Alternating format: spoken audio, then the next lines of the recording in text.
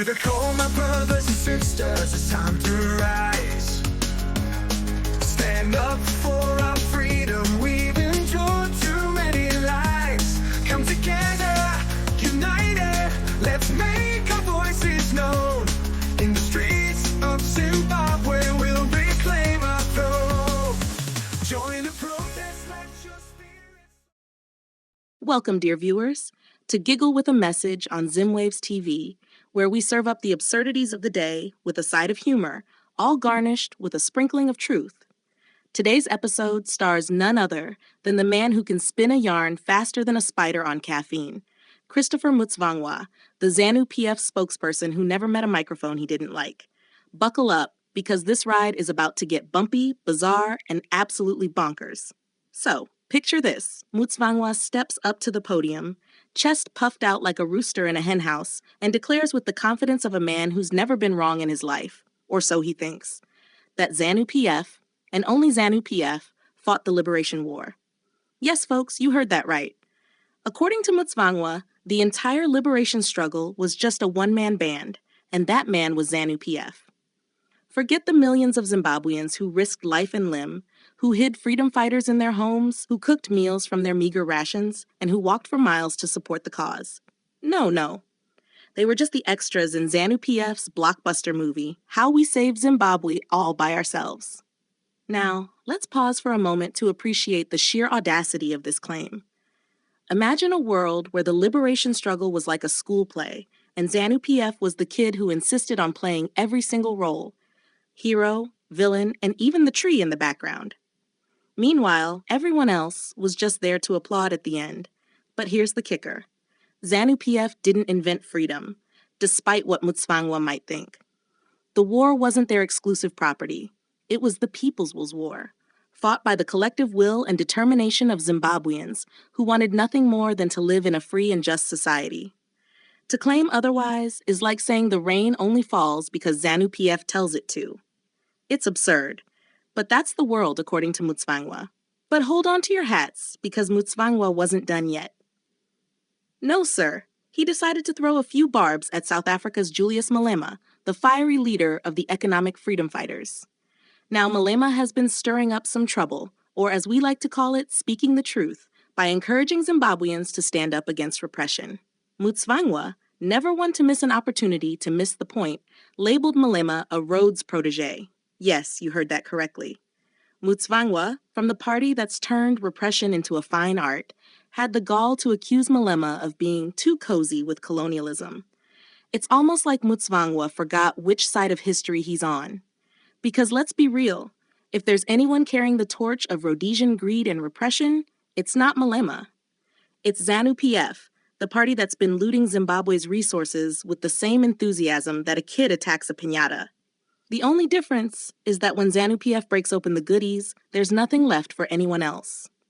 So, calling Malema a Rhodes protege?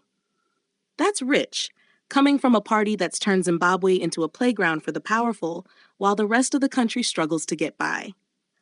But the real pièce de résistance came when Mutsvangwa, in a moment of what can only be described as spectacular self-incrimination, casually admitted that ZANU-PF interferes in the justice system. Oh yes, he said it with a straight face. According to Mutsvangwa, ZANU-PF would be rewarding political prisoners with their freedom, even though, and this is the kicker, there was no legal basis for their imprisonment in the first place.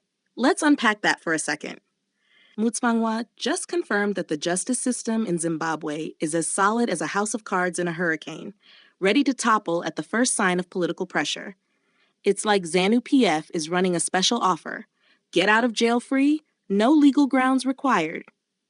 Mutsvangwa might as well have said, we'll lock you up because we can, and let you out because we feel like it.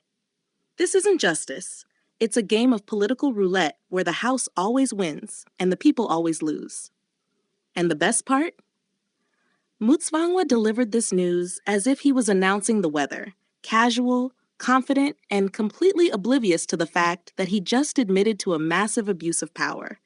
It's like a magician revealing how the trick is done and then wondering why the audience isn't clapping. But the magic show doesn't stop there, folks. Mutsvangwa also took a moment to express his utter contempt for Zimbabweans who dare to stand up against terror, injustice, and corruption. His disdain was so palpable you could almost see it oozing out of the TV screen. According to Mutsvangwa, anyone who opposes ZANU-PF's grand plan of looting the country dry is just a troublemaker, a fly buzzing around the grand feast that is Zimbabwe's national wealth. But let's be clear, ZANU-PF isn't just interested in the feast. They're the ones who set the table, invited themselves to dinner, and then locked the doors so no one else could get in. And Mutsvangwa's job is to keep telling the guests outside that they're not missing anything. Now, we all know that Mutsvangwa's confidence comes from years of playing this game. He's the guy who walks into a casino and bets everything on red, knowing that the wheel is rigged in his favor. But here's the thing about rigged games, they don't last forever. Eventually, the house of cards collapses, the piñata breaks open, and everyone sees what's really inside. And when that happens, no amount of bluster and bravado will be able to cover up the truth. So as we wrap up this extended edition of Giggle with a Message, let's take a moment to appreciate the sheer entertainment value of Mutsvangwa's performance. It's not every day you get to see a man so confidently wrong about so many things. But let's not forget that behind the laughter, there's a serious message. Zimbabwe deserves better than the tired old tales that ZANU-PF keeps spinning. The people deserve a government that respects their sacrifices, that upholds the rule of law, and that works for the benefit of all, not just a select few. In the meantime, we'll keep giggling, because sometimes laughter is the only response to the absurdity of it all. Thanks for tuning in, and remember, when life gives you Mutsvangwa, just sit back, laugh, and keep pushing for the change Zimbabwe needs. Stay sharp, stay strong, and as always, keep giggling with a message.